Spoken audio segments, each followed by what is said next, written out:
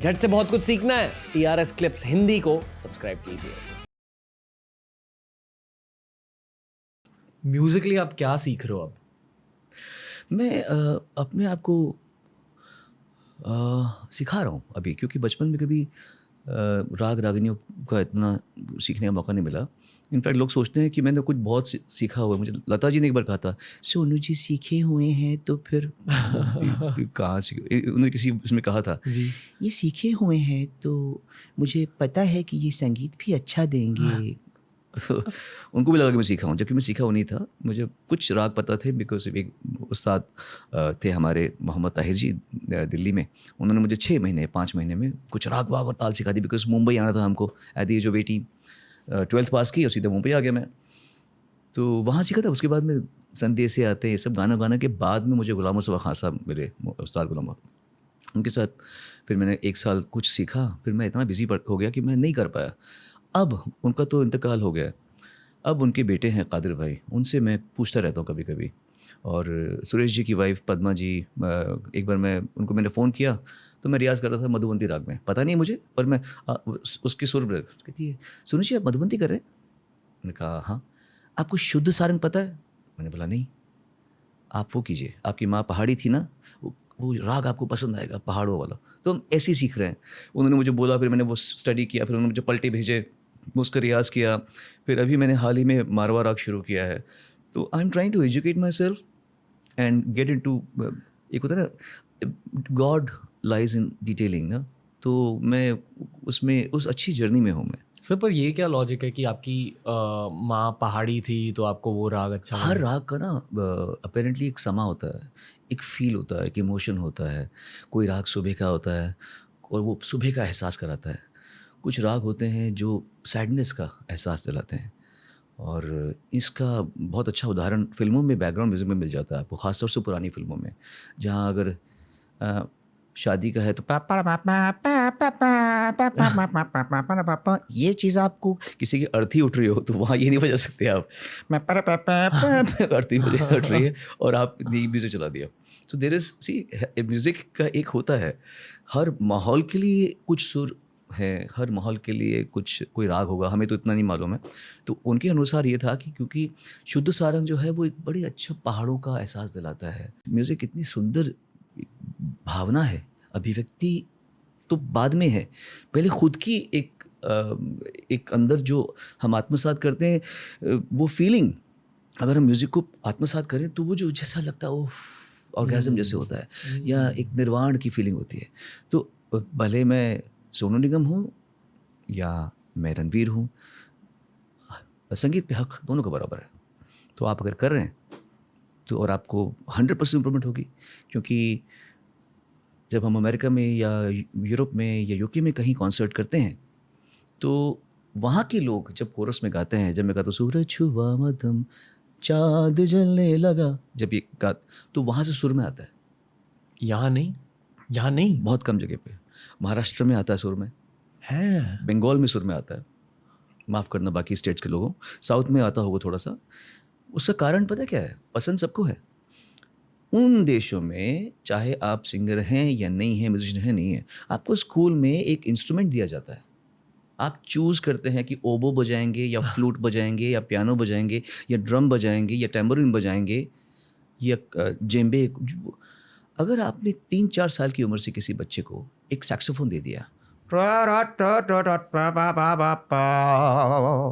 तो उसके गले में नहीं भी होगा ना, व्हाट ही इज प्लेइंग, जैसे तो वो बजा रहा है। उसने उसने बोला कि F C, उसने उसको बताया गया ऐसे कि इसके बाद में ये, इसके बाद ये रोड बजा, तो उसने टंग टंग टंग पढ़ पढ़ के बजा रहा है, पढ़ पढ़ बजा रहा है। इन द प्रोसेस उसके दिमाग में म्यूजिक छप रहा है। जैसे हमें भाषा का ज्ञान कैसे आता है, बच्चे को अगर मान लीजिए इस उम्र में आपके सामने कोई कंटिन्यूस चाइनीज़ में बात कर रहा है, इस उम्र में अगर आपको बताया नहीं जाएगा ये क्या बोल रहे हैं, आप समझ ही नहीं सकते। लेकिन एट द एज ऑफ 2.5 आपके सामने 2 लोग जिबरिश बात कर रहे हैं, क्योंकि आपको नॉलेज नहीं है लैंग्वेज का।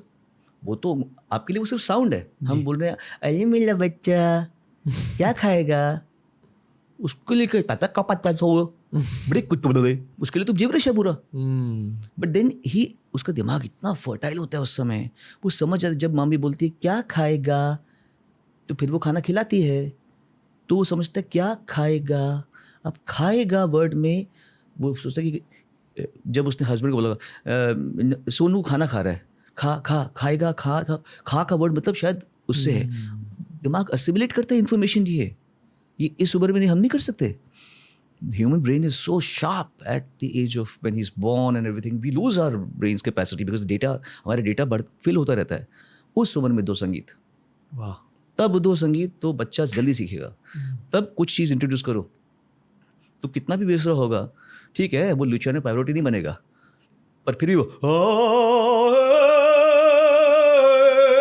वो तब भी समझ जाएगा, वो वहाँ नहीं जाएगा। लेकिन वो इतना करना सीख जाएगा वो, क्योंकि बचपन से सुना हुआ है उसने ये चीज़ें। सो कम उम्र में अगर इंट्रोड्यूस करेंगे म्यूज़िक तो नॉन सिंगर भी किसी हद तक गा सकता है।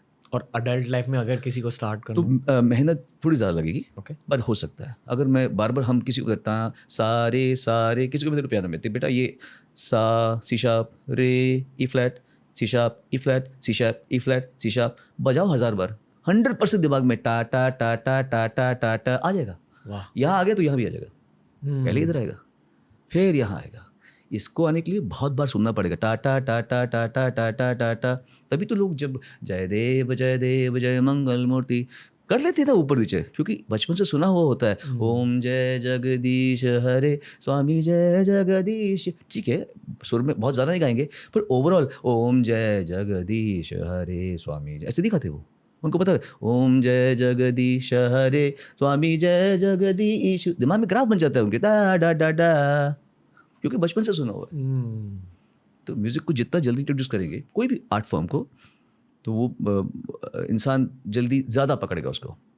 लेकिन जितना लेट होगा उतना स्पीड थोड़ी कम होगी, पर करे एफर्ट देंगे तो 100% मिलेगा। एक advance level question related to the same topic. नहीं, आई थिंक आप अथॉरिटी हो। अरे कोई अथॉरिटी कुछ नहीं, कोई अथॉरिटी नहीं।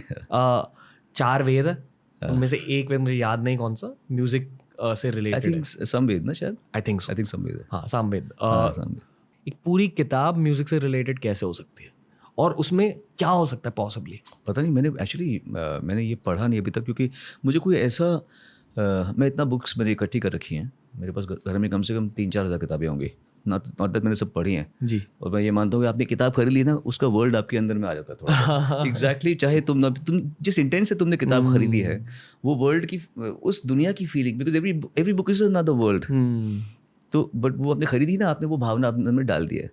पर मैं पढ़ना चाहूँगा, लेकिन क्या कभी कभी थोड़ा आँखें भी थोड़ी तकलीफ देती है मुझे, तो आई इतना छोटा लिखते कभी कभी तो मुझे तकलीफ हो जाती है। Then I listen to like Ranveer, so थोड़ा इजी बन जाता है, इन्फॉर्मेशन जल्दी चली जाती है दिमाग में।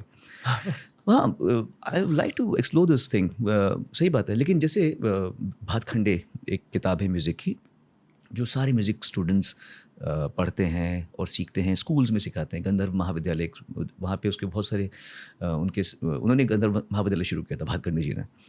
तो वो किताबों का पूरा उनका जो है सब संगीत में आधारित है। कौन सा राग, उसका चलन क्या है, किस श्रेणी में आता है वो, मैं तो वर्ड्स भी इतना पारंगत नहीं हूँ मैं इसमें, और किस समय गाया जाता है, वादी सुर क्या है, संवादी सुर क्या है। तो किताबें हैं म्यूज़िक में हो, आई एम श्योर उस वेद में, वदर इट्स साम और यजुर्वेद, व्हाटएवर जो भी, यजुर्वेद तो शायद उस मेडिसिन का है शायद, आई थिंक, है ना, मुझे भी आई थिंक ऐसे कुछ है। तो उस वेद में ज़रूर कुछ ना कुछ किया होगा। But I think you right, now you put this, I am going to look for a good book, एक अच्छी ढूंढूंगा इसकी किताब, और उसमें मैं पढ़ना चाहूँगा, और आपके अगले TRS में बोलूँगा कुछ। अरे नहीं, जब इन्फॉर्मेशन मिल जाएगी मुझे। थैंक्स। पर आई फील कि मतलब कहते हैं कि बहुत सारी नॉलेज दुनिया के बारे में वेदास में कंडेंस की गई है। बिल्कुल। इसलिए अगर उन 4 किताबों में से एक किताब सिर्फ म्यूजिक को डेडिकेटेड है, मतलब कितनी इम्पॉर्टेंट चीज़ होती होगी म्यूजिक एक इंसान के लाइफ में। मेरी बहन है मीनल, मेरे से 1 साल छोटी है। She is an expert in नाद योगा, वो सिखाती है नाद योगा और पूरा। तो उनको इस बात का बहुत नॉलेज है, क्योंकि उन्होंने स्टडी कर रखा है। और ये सच में आप जो ठीक कह रहे हैं, ये हमारे पूर्वज इतना गहन अध्ययन कर चुके हैं नाद पे, इतना गहन अध्ययन, मैं ये नहीं कह रहा कि पाश्चात्य संगीत में कोई अध्ययन नहीं हुआ है, पर हमारे जो पूर्वज थे ना, वो बहुत अंदर घुसते थे, अंदर वो फिर आत्मा का विश्लेषण में बात चल रही संगीत की, और पहुंच जाते थे आत्मा के उसमें, वो आत्मा को। तो इस बारे में हमारे देश में बहुत अच्छे प्रयोग हुए हैं।